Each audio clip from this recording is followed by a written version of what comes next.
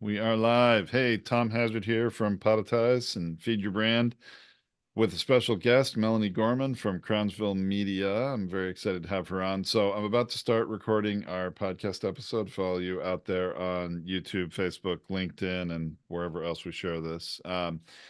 And I'm very excited to do this, but also just to remind everyone, so Tracy is on jury duty. She got put in the jury on a trial that's an 8-week trial, or they're expecting to be. Oh, I know it's horrible. And boy, she's not happy about it. But anyway, as I was preparing for recording this episode, I realized, hey, I've got the ideal special guest expert to come join me. So I think we'll just get right to it. All right. Hey everyone, welcome to Feed Your Brand. I'm Tom Hazard, your host. Today I have with me a special guest, Melanie Gorman from Crownsville Media, LLC, I believe. Yeah. And Melanie's been on the show before, and I decided this was an ideal episode to have her back as a special guest expert. And let me set this up first, is that Tracy and I recorded an episode 6 years ago next month that was called The Best and Worst Podcast Websites. Ended up being a very popular episode and an even more popular blog post on our website. And we were, thinking about that. Melanie, you and I, when we had a episode you were a guest on a couple months ago, we talked about that particular blog post in reference in that episode. And Tracy and I realized afterwards, gosh, that was almost 6 years ago. We probably should do an update. So, just a side note, all you podcasters listening, 6 years ago, recorded a podcast that was very popular. And because it's been 6 years, it's time for an update. You should make a mental note and could do that for some of your past episodes too. Technology changes, times change, the economy changes. And it, I think, is a really good idea. You don't always have to come up with a brand new topic for an episode of your podcast. You can refresh an older one. So, Melanie, thank you for being here for today. What we are calling, and I love our new title, The Ultimate Guide to Rocking Your Podcast Website with special guest Melanie Gorman. So, thank you for Thank you, coming. Tom. Thank you. You're Thank you. Love welcome. to be here with you. You're awesome. Awesome. Yeah. Well, so where I thought we would start, to me, I was thinking through this and all the different tools and platforms that are out there to Mhm. help podcasters create a website for their podcast. There's really three different groups or major groups. I mean, I think there are subgroups and niches, but there are podcast hosting platform Mhm. websites. Mhm. There are these sort of what I would call cookie cutter websites that are really only meant to be for your podcast. Mhm. And then there's conventional website CMS Yeah. platforms. And CMS platforms, by the way, stands for Content Management System, if I remember that Correct. correctly, You're right? totally right. The operative word being content, Mhm. folks, in CMS. But I thought I think the CMSs, the real website platforms, are where we probably want to spend the most time. But I thought we'd start with sort of the simpler ones, working our way to the more comprehensive ones. Does that sound good to you? Sure. Yeah. Okay. So, all of us podcasters out there have a podcast hosting platform like Podetize. We are a podcast hosting platform. There are competitors, Podbean, Libsyn, Buzzsprout, Transistor, the Spotify for podcasters. There's tons of them, and each have their place and different strengths and weaknesses. Pretty much all the ones that I mentioned there say that, oh, they give you a website. And I'm for those of you listening to the podcast, I'm holding up my fingers and making air quotes there around website. um because they even say, hey, you can have your own domain name, yourpodcast.com, and it just goes and forwards to your podcast website that's hosted on our platform. Right. Right. That, if you have nothing else and you're really bootstrapping it, sure, you can do that. But Mm. I'm here to tell you, folks, and I'm curious, Melanie, because we haven't really talked about this one, but what it is you have pages that are out there, but it's really on that platform's website. You Mm-hmm. may have a URL pointing to it, but you're not going to set the world on fire. And when people are on that website, it's not really your own, is it? No, no, not at all. I mean, so when you build a website, you buy a domain name, right? MelanieGorman.com, Crownsville Media, right? Feed your brand, whatever they might be, .com, buy a .com. And when you do that, everything you create on that domain is owned by you. It's managed by you. It's controlled by you. Once you go to members dot whatever, whatever, right? You're not on your brand. Now you can have a subdomain. We'll talk about that when we talk about WordPress or other proper websites. And I'm not disparaging other templates, but I definitely feel like you are losing SEO, you're losing brand ownership by giving your content to other sites. And the bigger thing is that you're at the mercy of that domain's SEO for whatever organic traffic you get. So, if part of the goal of doing a podcast is to talk about topics that people are interested in learning about, so much so that they look them up themselves, what you need is you want that interest in your business to grow so that it's less work down the road, right? So, if you are a podcaster and you're doing an episode a week, right? Hopefully a year down the road, your traffic has grown, enough so that you're paying for your podcast through the traffic that you're getting in some way that's meaningful to your business. And if your domain is really not your domain because it's hosted and owned by another site, what's happening is you're feeding their domain, right? So, and this is common for courses too. So Thinkific or Coursera, Udemy, like there's a bunch of these sites. When you build a course on those platforms, you don't own you might own the content and the intellectual property, but you're not getting the traffic from that content back to your domain. So if you quit that platform, it all goes away, right? So that's the first thing to know.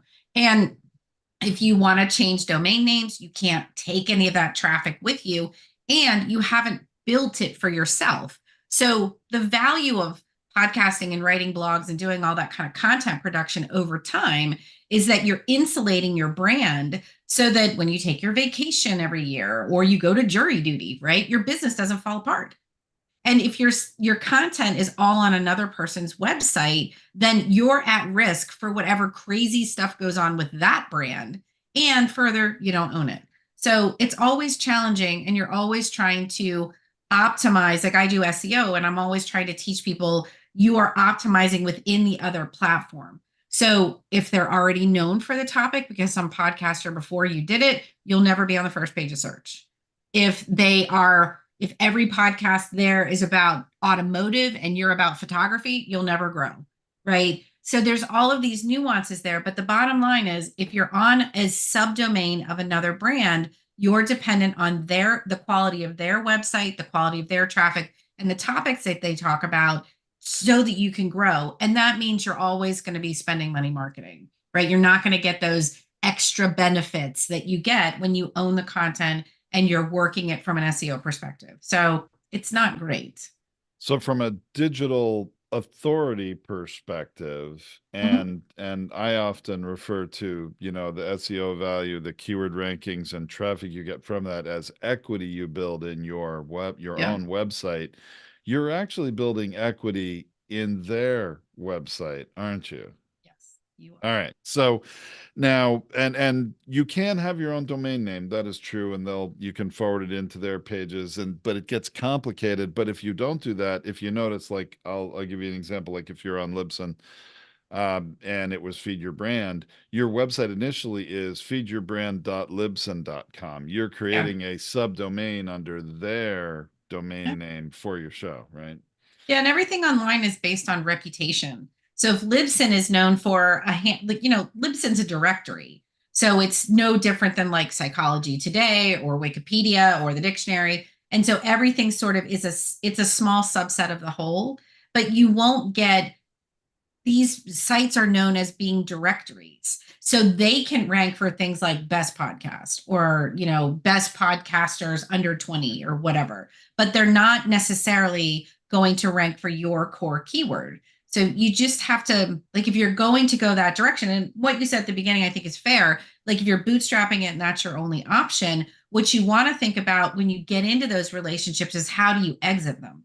How do you exit them with your content? How do you take all the pages that you've already built, all the words, all that good stuff that you spent time and money building? How do you take it with you? And what's involved in doing that? Because, you'll end up spending a ton of money to save content, but you're going to start from scratch. But if you have to do it that way, you need an exit plan. And if you have an exit plan, you can bootstrap and then exit when you're ready and then move to the next tier. The next level. Yeah. Well, Yeah. so to that point too, what these websites from the podcast hosting platforms do is basically you publish an episode of your podcast, and the only pages that are generated on that website are automatically generated from that same information you've published, your podcast title, your podcast Yeah. description, and an audio player to play it. Right. That's all they do. You can't build other pages. It's very automatic and cookie cutter. Mhm. And that content, it's not enough No. in-depth content to move the needle and get attention with Google anyway. No, and it's also a really siloed audience. So it's not enough related content, so we all have different learning styles. You may like to read, I might like to watch, right? So everybody, part of the value of having a podcast is that it's really malleable. You can take the words, you can translate them into print form, you can take the print form, make them into articles. But if you have a website where you're not able to do those things, you're really limited in what you're doing. And so that's why the exit plan is so important, because you got to get off that when you can so that you can build the brand that's around the podcast. Unless your goal is to be the next Joan London, and I know I'm dating myself by saying her name, right? But like, unless you want, or Barbara Walters, right? Unless you want to be the next like big interview person, you're not going to have a lot that you can sell around that because it's just you talking to people. And usually podcasters have other aspirations. I want to sell a book, I want to do services, I want to sell products or whatever it might be. So while you're in that kind of a silo, you're really limited. Hmm. All right. Well, Yeah. let's go to the next level up from the podcast platform websites or web pages, which actually, before I do that, I should say at Podetize, we do not provide such pages because we don't believe it's in your best interest as the podcaster. I know some people will think, oh, well, Podetize doesn't have web pages, so somehow we're inferior to the others. I would respectfully disagree with that kind of comment, that Yeah. we are acting in your best interest, and that is you really should have your own website for your You really. podcast. So, all right, having said that, so let's go to there are what I would call the middle range is these. I think technically they would, maybe you could call them a CMS, but it's very limited cookie cutter. These are podcast specific, and I would say podcast only websites. And Mm-hmm. I'm going to share a few names. Podpage is one of them. Um, Podcastpage.io is another. On Podium, um, podcast page, I believe, is another one. So we have pod page and podcast page. Mm-hmm. Talk about brand confusion between them. Podcast websites is another one Mm-hmm. where these are platforms that truly you do have your own website, Mm-hmm. but it is meant to be really just one step above. It's truly your own website on a server that's hosted somewhere. So you own it and you have your own domain name that Mm-hmm. populates there. It could be feedyourbrand.com or whatever, but it's meant to be automatic and connected to your podcast RSS feed, which is Yeah. how your podcasts are distributed. And so Yeah. the website is designed to read the RSS feed Mm-hmm. regularly at minimum every day, and it probably really does it every hour of every day, looking for new content. And when a new one's published, it creates a whole new landing page for that episode. But Mm. again, it's meant to be easy and automatic. It's just displaying the same information that's in the listening apps, but on a web page.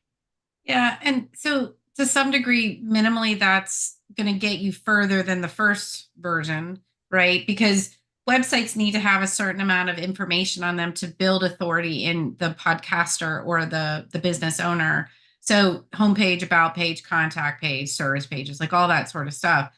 And if these platforms, if the value of them is that they then allow you to have those landing pages and then you can have your podcast and it spits out a version of it, what you have to watch for with that is duplicated content.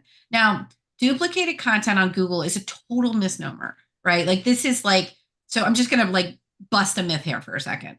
You can absolutely have duplicated content, right? You're not going to get penalized. Google's not going to kick you out of the off the team, right? You could still be in the index, right? If you have duplicate content. The problem is Google gets confused. So anybody that's ever heard me speak, this is something I say a lot. And one of my mentors coined this phrase, right? And it is Google is a child.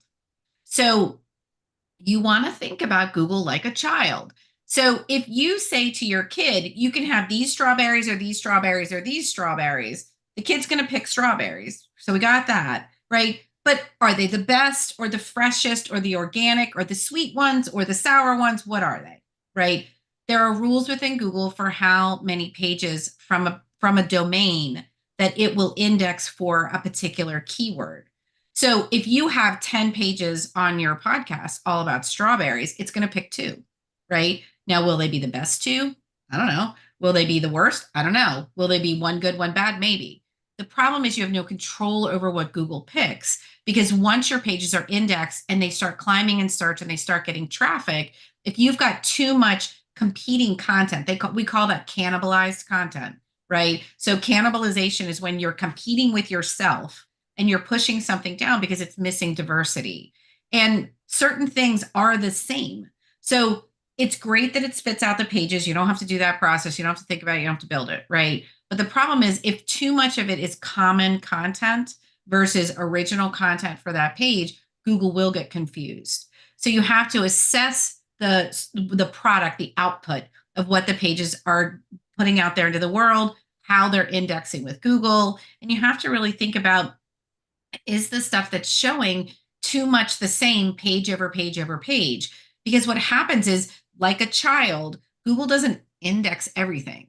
Google indexes what it sees gets traffic. So a lot of people think, oh, well, it's here and it's going to show up in Google. Here's a little trick I'll teach everybody. If you want to know what of your website indexes, which means it's available to people in search, you use the word site. So SITE, a colon, no space, and then your domain, right? So for me, it would be site colon crownsvillemedia.com, right? That's what I would put. And what you will get as a result is the number of pages from your website that are indexed. And chances are, if you have a problem with this, you have fewer pages indexed than you have in your inventory. That's how you know right off the bat that this kind of solution doesn't work for you. So it's tricky. Every one of those has to be looked at independently to figure out if they can do what you want them to do. And absolutely no guarantee. Absolutely no guarantee. Right. Okay. Well, so that's actually eliminating. Great tip. Thank you so much for the site colon your domain.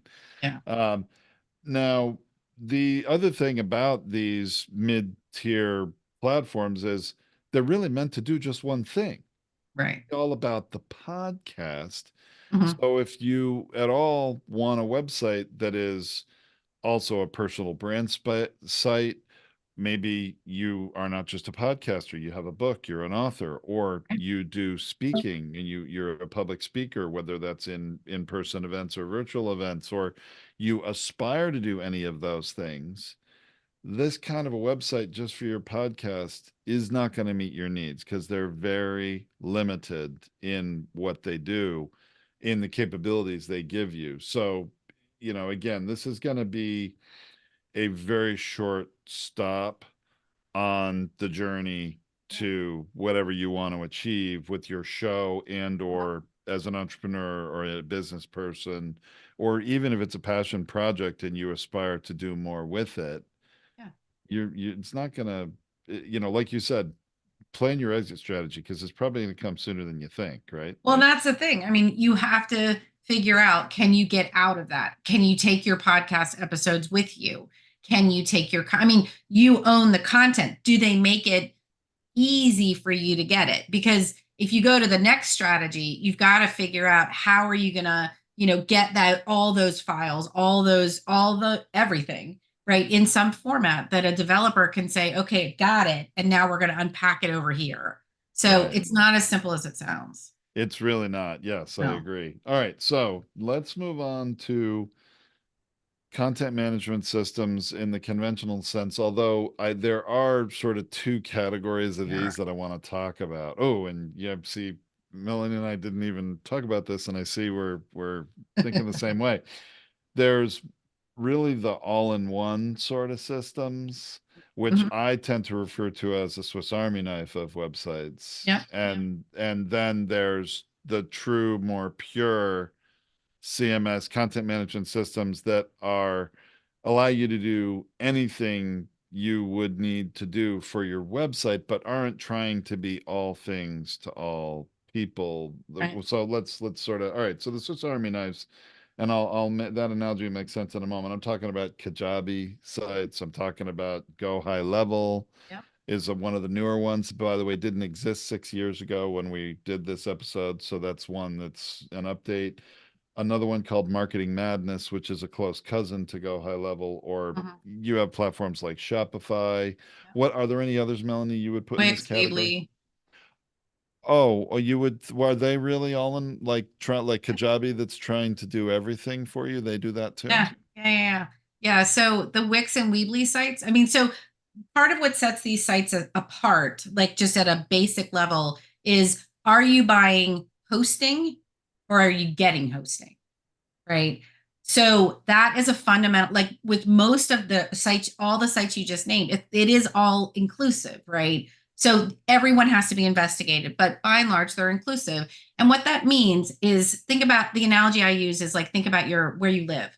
So the plot of land that you build your house on is your host, right? And that is the longitude and latitude on the internet for where your particular domain lives, right? So every time someone goes to your website and they look up feedyourbrand.com, they're going to be directed to one place on the internet and pop, there you are, right? So when you are doing these sort of Swiss Army knife, I like that. When you're doing that, what you don't buy hosting, hosting's included in most of these instances. And so they have tools you can you open them up and you're like, okay, I want a 6-page website, I want to do it like this. They have WYSIWYG kind of things where you can go through and fill it all out. You're limited, there's limitations all over the place, right? So there's tons and tons of limitations. So what were you gonna Yeah. say? Well, Yeah. no, Yeah. there are lots of limitations. Yeah. Let's take Kajabi for example, because I probably have the most experience with that one, although Uh-huh. we as a company have experience with all these because we have customers that are on all of them Yeah. where, Kajabi has, yeah, a builder to build web pages, sure. But and if you are going to sell anything on your website, they have a way that you can sell it. And Yep. a lot of these have their own even merchant account system you Yep. can use through them when to Yep. take credit cards and all that. Mhm. Yep. And now Kajabi even can host your own podcast. Mhm. You want podcast hosting? Oh, they do it too. But is it a good podcast host? Do you get the same analytics? And do you have enough bandwidth to handle thousands of simultaneous downloads? And what about Yep. people in other countries that are getting it? Are they getting it locally in their country, or it's going to take them longer to get it coming from the US? It's kind of the Swiss Army knife is because, hey, I can get a Swiss Army knife that has 12 tools in it. And I've got a little saw that I can saw little branches in the woods if I need to. Is it a really good saw? If I'm going to saw nothing but branches, do I want to use the Swiss Army knife saw? Right. Probably not. I probably want a Right. saw that's made to saw some significant, volume of wood very efficiently and easily. Yeah. If I'm, going to travel really light and I can take one tool with me, I'll take the Swiss Army knife and I could do a little bit of everything, but I can't really do any of those things really well. Yeah. And these sites, so for the do-it-yourselfer, right? The people that are like, I like to tinker, I like to do my thing, right? They're great in a lot of ways. Like people can kind of get into them, they can build all their stuff. There's limitations with analytics, which is going to tell you who comes, who listens, who downloads, how much, when, time on the page, like all of these details and data points as a content producer that you need to understand so you can think through things like, wow, that topic was really popular. I should do it again, right? If you don't have topics like that, you're not going to be able to do any of those. Like if you don't have that kind of data, you will not be able to know what you're doing so that you'll be, picking topics blindly, which is problematic. So the do it yourself are often, when I talk to them, what they want is control. They want to be able to say, I like this color, I like this font, and so I went this way. I don't know how to set up Stripe or another payment processor, so I went this way. What people don't often understand is that what you get in the beginning by doing this easy process yourself, you lose in SEO, organic traffic, ownership. So it's got some of the same problems. And a lot of people end up moving over to what we're going to talk about next, which is like the WordPresses of the world. And they end up moving over because you have the flexibility. It's a little bit like, do you want to build your Legos using a kit or do you want to be creative with it? Right. And sit down and go, I've got all these Legos. What do I want to do with it? All the Legos freaks people out sometimes because they're like, man, there's too many options. That's why you need someone to help you strategize and think through it so they can take all of the possibilities away, but they hear your vision and they're able to understand, I really want something that's unique and different. So that's the fundamental difference is if you want a lot of information about what's going on, you have to know the analytics and what these sites offer and get past the idea that it's super easy and frankly less expensive at times in the very beginning to jump on a Kajabi site. Now I'll tell you this, I had a client literally 2 hours ago who emailed me because she was getting a bid to do a Kajabi, like she wanted a funnel, right? So Kajabi also does that kind of stuff too. Right. Landing pages, funnel Yeah. pages, a lot of these all-in-one Swiss Army knife ones have that kind of function available. Yeah. Guarantee you it's not quite as good as if you were going to use ClickFunnels or something Not at like all, that, right? right? And the bid for her to do this was 3 grand.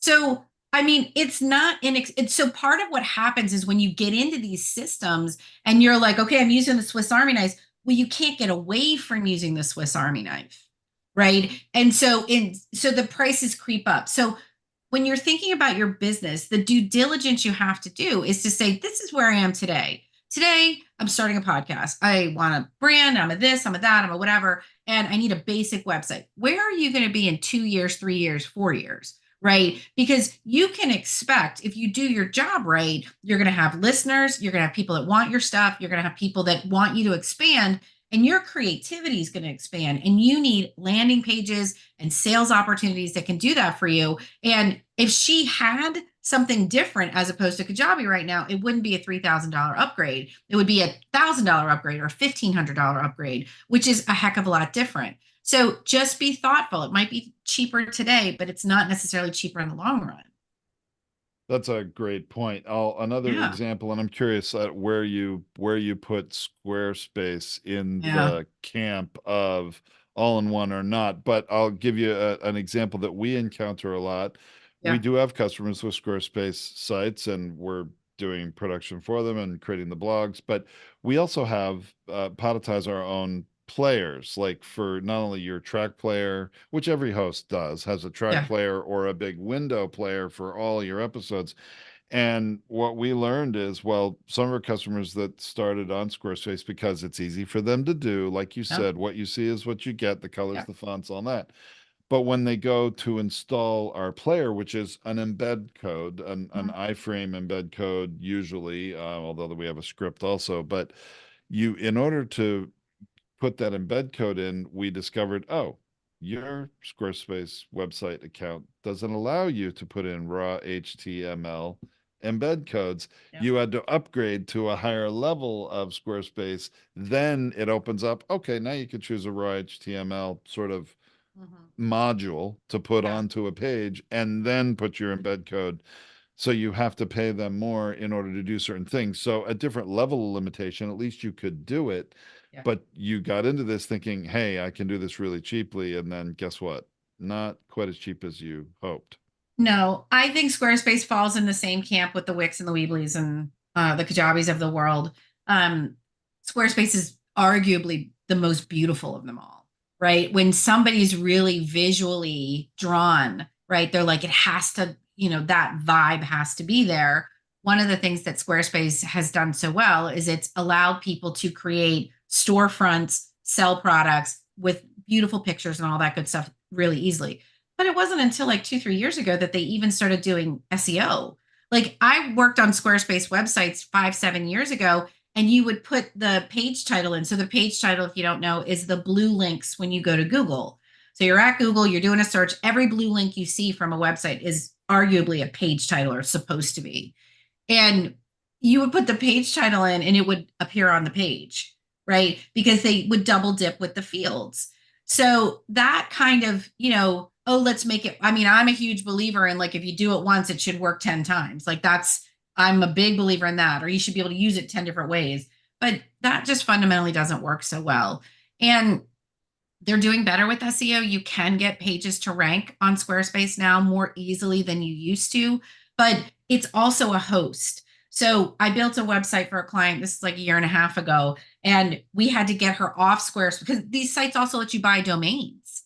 So instead of going to Right. the GoDaddies of the world, you can go to Squarespace or Wix or Weebly and you can say, great, I want to buy this domain and I want to have my email with it and I want to do my player and I want to do this. I want to do all of it. And the problem is when you try to detangle yourself from it, there's all of these little things. And email is something people don't think about. Like they're like, oh, I'm on whatever website and my email set up through it. And then you migrate them to their new site and they're like, but my email doesn't work. Right. Because all of these things are connected. And so the value of WYSIWYG and the value of the Swiss Army knife is lost when you have to spend a lot more to get all of these details untethered from each other. So, and people are where they are. So there's systems to untether people. But if you have the opportunity, what we're going to talk about next, in my professional opinion, is where you want to be.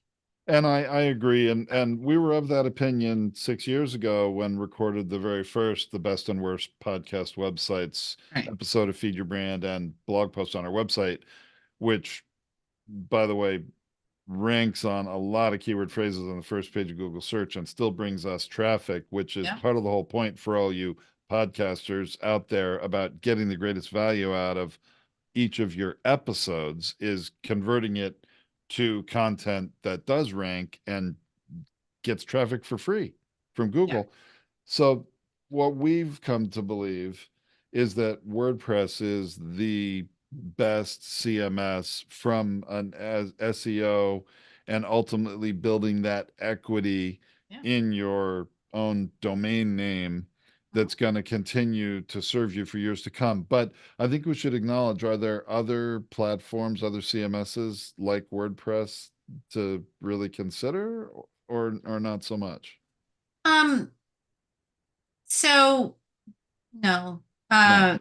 no, like Wix does a good job. It's still in that, your hosts and everything's kind of compacted together. Wix will rank best out of all of them. It will rank the best for SEO. And there is flexibility, but you will know a Wix website the second you look at it because it's always, I mean, every time I say them, they're the same font, the same layout. So the uniqueness of it's really lost. But WordPress is the only site. I mean, the way that you go about doing a WordPress website is you buy your domain, right, from GoDaddy or whatever Wherever, domain right? provider you want. You buy hosting, right? So I host my site through SiteGround. There's lots of other hosts. You don't want to host with Johnny's site down the street, right? He's got a box in his house. Like when Johnny's internet goes down, your site goes down, right? So you want a host that's going to do a daily backup so when something happens, because something happens, right, you're prepared, right? It's the same way you have batteries in your flashlight at home, right? So you want to think about the rainy day because the rainy days happen. So you host someplace that has a daily backup, right? And then and then you have a WordPress site that's built. So most WordPress sites are built through templates, and there's thousands of templates out there. There are a handful of, yes, Chris, I will talk about that. You have a handful of, oh, now I got distracted by plugins in his question. When you build there's a handful of like major templates that you use. Each developer is going to have ones that they know really well. The more your developer knows the template, the easier it is and the faster and the most economical they're able to kind of push your sites live faster. But they all effectively work the same, and there are thousands upon thousands of WordPress people across the globe. So like I'll give you I worked for a publishing company in New York for 10 years, 12 years, and we were built on a Drupal platform. So Drupal would have loved to have been like WordPress, right? So Drupal is, most notable because the White House's website was built on it, right? So, like it was a new platform. It was really internationally connected, right? All kinds of like developers across the globe. And then there was a big shortage of developers and everything slogged to a halt, right? Now, that may not be where they are today, but when you're thinking about your website, you need to have someone that you can say, you learn it yourself if you're a do-it-yourselfer, because it isn't that hard, I'll be honest, right? And if you want someone to update stuff for you, you can find people super economically to do it. And they can do everything. And it connects with everything. So there's plugins.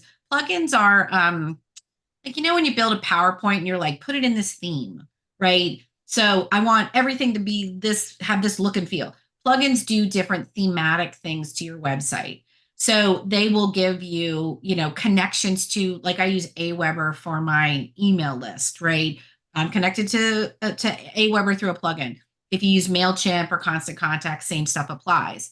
So most, plugins are feature sets that will do different things for you. And there's some plugins everybody needs. This is kind of going down the rabbit hole. So we'll talk a little bit more about that later. But plugins allow you to make your website a little different and function with all of these different processes you need so that your website does what you want it to do. So someone signs up for your mailing list, you get a copy of that email in your Constant Contact account. Somebody, and then they get an email with their free gift, right? So WordPress does all of that. Yeah.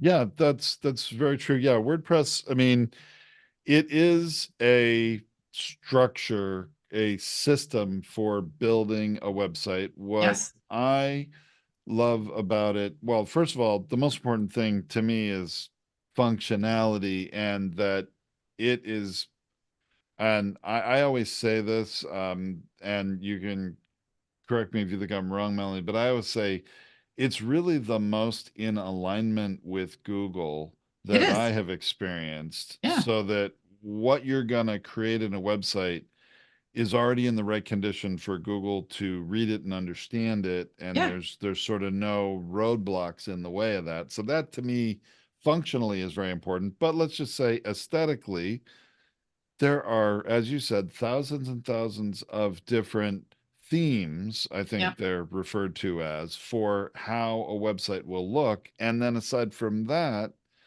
there are different builders. And what the builders are is a user interface for creating the pages, editing the pages. And there are lots of them. Some of them are easier to use that are a little more visual. Yeah. What you see is what you get, and others that are more basic, where you're just typing in all of the content and it doesn't look at all like it is, and you have to preview the page to see what it looks like. But whether you want something that is, your brain works better if you're editing the environment while you're looking at how it looks, you can do that. If your brain Yeah. works a little differently and you don't necessarily need that, then it may be a little easier for you to do things. But regardless, Mhm. um, what I also love about WordPress is it's really a platform that there are, even, I believe, hundreds of thousands of different plugins. And just to Oh, give you yeah. an example, let's say you sales funnels are a big part of your need. You can have a ClickFunnels account and you can build your funnel pages there, but there's also a plugin that integrates ClickFunnels with your WordPress site. You can actually create the funnel pages within your WordPress site, and you have all the functionality of ClickFunnels, but each of those funnel pages is actually a page within your domain name of your website. Right. So it really gives you the best of all worlds. And so this is what I tell people too, especially new podcasters that need a website and don't have one. You Mhm. can start with a very simple 3-page website, a podcast landing page, an about page, and a contact page. I mean, there's certain Mhm. things every website needs to have. I Right. guess you need to technically have a terms and conditions page too, but you have, in order to meet Google's requirements for trust, which you have to build before you're going to rank on anything. You can have a very simple website that it's just those few landing pages and a blog I'm going to highly recommend, with a unique landing page, a blog page for every episode. Some of you may not do that initially, but I do highly recommend it. Yeah. But then a WordPress site, when you're ready to add this function or that function, or you got to have a course you're going to now have available, you're going to sell people, or you're going to have a book, or you're going to start to sell services and actually do commerce through your website, whatever it is your future needs are, Yeah. you don't have to throw out the old WordPress website to do it. You Yeah. can modify it, add on to it, Yeah. right? Yeah. There's a ton of things with that. Like, so so starting at the beginning, Google reads WordPress the best. You're 100% right, right? So because the way that your pages are laid out and the way that you write your content, you can direct Google through your heading tags and through your links. Like, you really have a lot of control over what you're doing.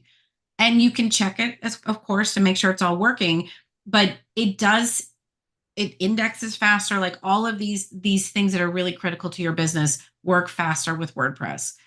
um I think of it like having a lemon seed in a straw, right? So if there's something blocking Google from being able to like get the content, it just doesn't get the content.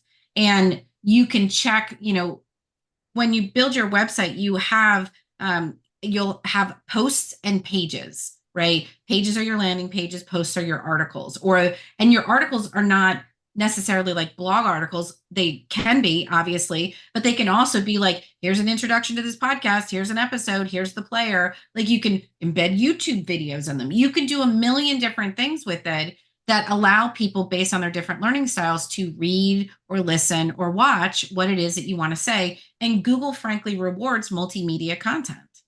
So there's a lot of pluses and upsides with that. So Which as you're thinking, yeah, it's a which big is deal. which is Yeah. why we recommend every podcaster, because many of us are recording video and putting it on YouTube for episodes too. We embed those YouTube videos on those landing pages. Yeah. And this is kind of old school too, but I often describe the ideal episode landing page to new customers of ours, as looking like a magazine page on your website, with images that are, relevant images Yeah. throughout the text, embed at least one video. You could be your whole episode video. It could be shorts that you've created for Snippet. YouTube Yeah. shorts, or Yeah. for Yeah. social sharing. uh, Book images of book covers, if you mention a book with a link to the book to buy it on Amazon or whatever, or if it's your own book, you can buy it through your site. But you want this multimedia page, because that is the kind of content Google wants to serve people when they search on any topic Yeah. that Yeah. they're looking Google for. wants Google wants comprehensive content too, right? So, And long form, right? Not just well, that, not yeah, short. so here's the deal with long form content, right? So, putting on my SEO hat for a second. So when somebody says they go to the internet, so your ideal experience with your website, you have two different kinds of customers. You have people that know you, they want to hear everything you say, they subscribe to your podcast, they think you're awesome, they're going to listen to everything you say.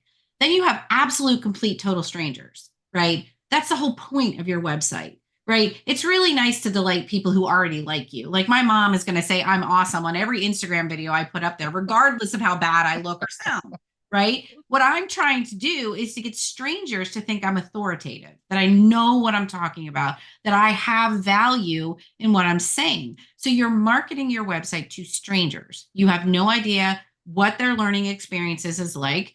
And so having comprehensive content that when you think about what is the question someone would ask that would lead them to this podcast, why does someone need to be here? Why are they listening? Why do they care? Right? Put your ego aside. It's not about you, it's not about me, right? It's about the reader and the listener who wants this information. So, what is it that they want to know? That's what you need to say, right? So, within Google, like, know, and trust in all sales experiences is still the same. We're still the same people we always were. They have to like you. They want to know you, want them to know, and then they trust you, and then they buy from you, right? They're not doing it beforehand. So if you're going to, if you imagine what the question is they're going to ask, the content needs to answer the questions. So it has to be comprehensive because what you need to avoid is someone going to Google and saying, how do I start a podcast? Getting to your landing page, reading it, and going, hitting the back button, which is fine so far, but then asking the same question. If they ask the same question, you've failed them, right? If they go back to Google and they go, okay, how do I start a new podcast about making pierogies? Right? Okay, that's different. That's great. Now Google goes, oh, I didn't give you the right answer, or I didn't give you that answer. So, and especially in the age of AI, where Google is working and Bing are work, like all of these sites are working to give people with some sort of like magic anticipation what it is that they really want. The human being is still the same, right? We get an answer. If it's satisfied, we ask the next question.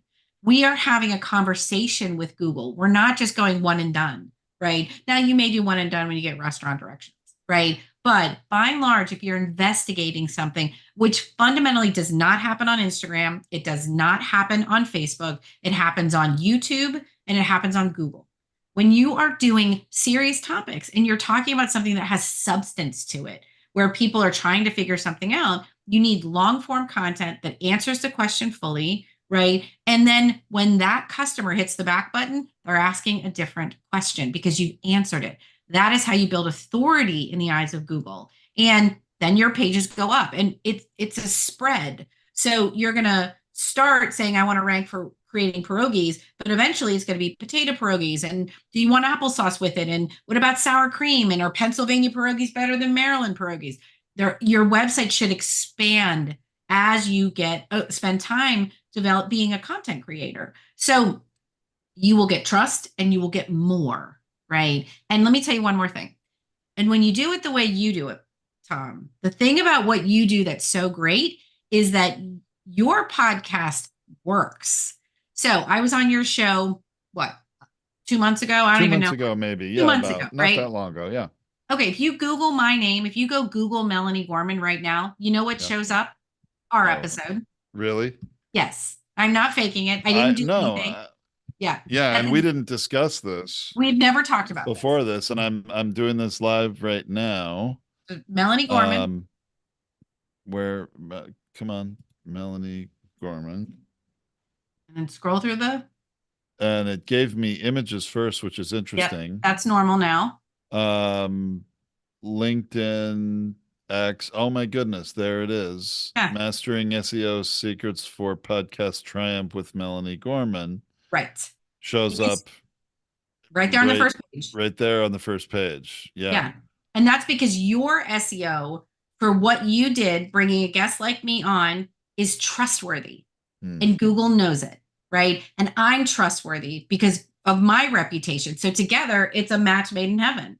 So when you're thinking about your guests and you're thinking about the right people to bring on, that's the experience you want to create for people. And listen, you have no hand in that. Google decided that. I didn't do anything. You didn't do anything. Google Well, decided that but we did put out quality content though, over is the time. thing. Yeah, over time. And I don't wanna let us be done here without I wanna emphasize something that you said, because I think you're 100% right that when people are looking for asking a question, they're asking it in Google or they're asking it in YouTube. Now, Yep. I would also argue, because this is a podcast show after all, and while these days video casts are very much synonymous with Mhm. podcasts, not only in term, but I think in practice. I mean, for at Podetize, I think about 75% of our podcasters are recording and putting out their content as video as well as audio.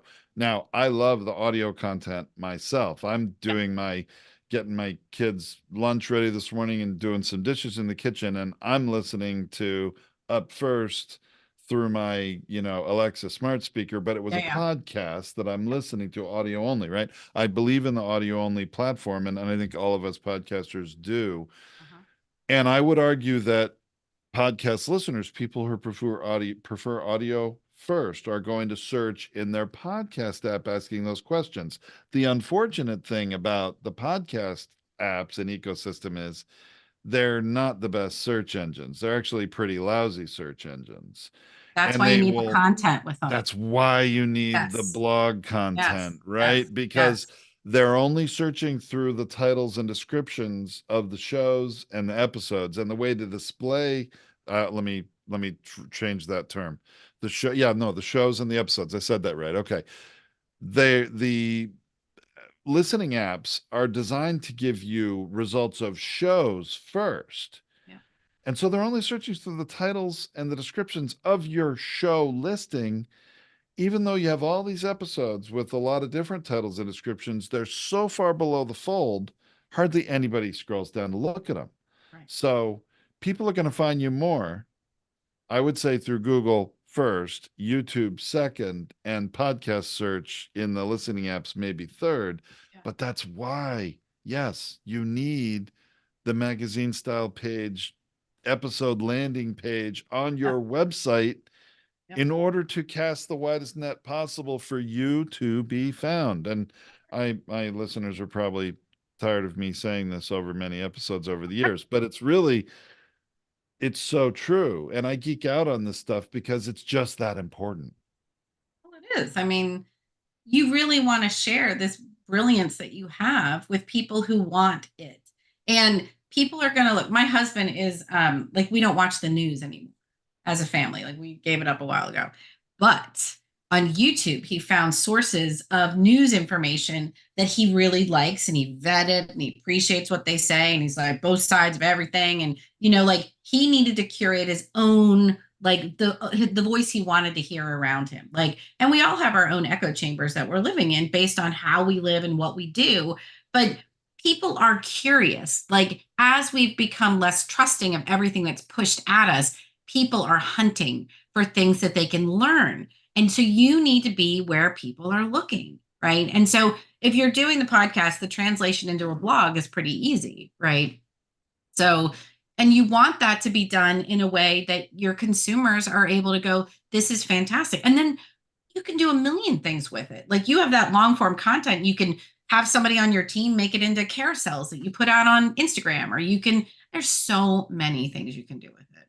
So, Absolutely. yeah. Absolutely. Wow. Wonderful. Well, so really our point today is really, yes, I mean, my point as a podcaster is to have this be kind of an update related to, rocking your podcast website here, the best and worst of the platforms. I think, we have a pretty clear opinion, you and me, that WordPress is the best platform for your podcast website, or really any website, to be honest. Yeah. But there are other options to choose depending on where you are in your podcasting journey or your entrepreneurial journey, your business Right. journey, whatever your personal journey is. Yeah. Maybe there is a step on the way to having a full-fledged website that's going to be in your best interest, but just understand the benefits and the consequences, right, of Yeah. of stopping on one of those those rest stops on the journey here. Um, I would argue, and I think you shared the same opinion, you're probably better off going right for WordPress and doing that, as long as there's no financial obstacle or, I guess, logistical obstacle Yeah. or workflow obstacle in your way. And if there is, start with what you can, And have an but exit plan. have an exit plan. Yeah, Yeah, understand where you really need to be long term. that's right. And then, hopefully one of these many resources we've mentioned will help you. And as always, listeners, we have a blog post for this episode at podcastersunited.org is the official home for them. They're also on podetize.com, but we definitely have a lot of resources for you at podcastersunited.org, and official home for the show. That blog post will have the link to every one of these platforms that we've mentioned today. So you can use that as a resource, but you're going to have to do your own homework, weigh the options based on your needs, and then make the decision that's right for you. And that's great too. But I agree with Melanie 100%. And I want to thank you, Melanie, so much for coming Welcome. on, sharing this time with me and providing your insights, because it's not the same as what we talked about. We just barely scratched the surface of this in that last episode, which ding, ding, ding, podcasters ranks on the first page of Google search for Melanie's name, which is awesome for us. And then, when people, I'm sure, will find Melanie's own website. If you do need some SEO support and expertise, we highly recommend Melanie. We use her ourselves, and we recommend her to our customers who have those needs, especially when they're desperate, as has happened a few times, right? So obviously, Melanie's contact information will also be in the blog post, her website and all that, but she did mention it, crownsvillemedia.com. Thank you so much. Really You're enjoyed so it welcome. again. All right, those of you um, live on social media, we'll see you next time. Those of our customers, our members of our community that are live with us on Zoom are going to be able to ask a few questions.